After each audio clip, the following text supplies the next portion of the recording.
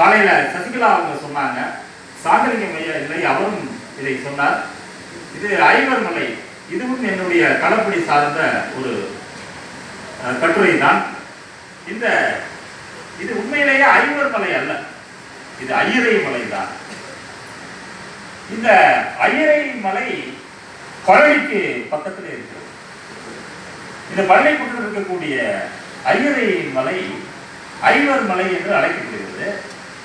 இந்த சாந்தலிங்கம் ஐயா சொன்னாரே, சமண சமயத்தில் பாலின பாகுபாடு இல்லை கல்வி, காலையில் பேசினார்.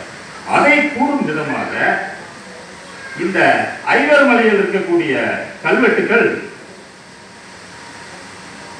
அந்த பள்ளியிலே கல்வி போதித்த ஆசிரியருடைய பெயரை எல்லாம் குறிப்பிடுகிறது. அதுல ஒரு ஆசிரியருடைய ஒரு பெயர் பட்டினி குரத்தியார், ஒரு மாணவியுடைய பெயர் அவனந்தி குரத்தியார். அங்க பாத்தீங்கன்னா அமர்ந்த கோலத்தில் இந்த சமண துறவிகள் இருக்கிறார்கள். இத நான் வேணுன்ட்டு கேட்டேன் உங்ககிட்ட, மக்களுக்கு வரலாற்றுல என்ன நம்பிக்கை இருக்கு, எப்படி வரலாறு இருக்குன்னு சொல்லி ஐவர் மலையில நான் வேணுன்ட்டு உங்ககிட்ட கேட்டேன். இது எப்படி பரப்பி வைத்திருக்கிறது பாருங்களேன், வைதிகம் எப்படி பரப்பி வைத்திருக்கிறது. ஐவர் மலைன்னு சொல்றாங்களே, இங்க இந்த சிலைகள்லாம் இருக்கிறதெல்லாம் யாரு அப்படின்னு சொல்லி கேட்கும்போது அவரு சொன்ன விஷயம், யாரு நீங்க பஞ்சபாண்டவர்கள், மகாபாரதத்தில் வர பஞ்சபாண்டவர்கள். அவங்க எப்படி பஞ்சபாண்டவர்கள் யாருன்னு யுதிஷ்டிரன், பீமன், அர்ஜுனன், நகுலன், சகாதேவன், அவர் இந்த பேர்லாம் சொல்றாரு, படிக்காதவர் இந்த பேர் சொல்றாரு. சரி, இப்ப அவங்க எப்படி இங்க வந்தாங்க? அது ஒரு போர் நடச்சலுங்க, கௌரவர்களுக்கு பஞ்சபாண்டவர்களுக்கு ஒரு போர் நடச்சலுங்க. அந்த போருக்கு பயந்தோடு இங்க ஒழிஞ்சாங்க, அவங்க சிலதான் இது அப்படிங்கிறாங்க. ஆனால் இது ஐவர் மலையும் அல்ல. இது நாளைக்கு எந்த பேர் வந்துடக்கூடாதுங்கிறதுக்கு முன்னாடி அந்த டைட்டில் நான் போட்டிருக்கேன் பாருங்க. ஐயரை மலை, ஐவர் மலை, நாளைக்கு என்ன ஆகுது?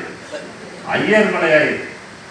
அதுக்கு நான் அடித்த எச்சரிக்கை பண்ணிதான் எக்ஸ்பிரஸில் நான் எழுதிய இந்த கட்டுரை. அதுல இந்த அகராதிகள் எல்லாம் பார்த்தோம்னா ஐயரை என்பது ஒரு பெண் கடவுள்.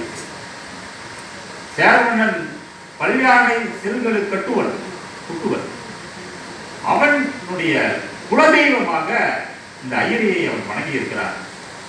இதற்கு பதிற்றுப்பத்திலே சான்றுகள், சேரர்களை பற்றி பாடப்பட்ட பதிற்றுப்பத்து நூலிலே இதற்கு சான்றுகள். மெட்ராஸ் யூனிவர்சிட்டி லெக்சிகன், சென்னை பல்கலைக்கழக பேரகராதியை எடுத்து ஐயரை என்பதற்கு பொருளை பார்க்கிறோம். அது மிக அழகாக என்ன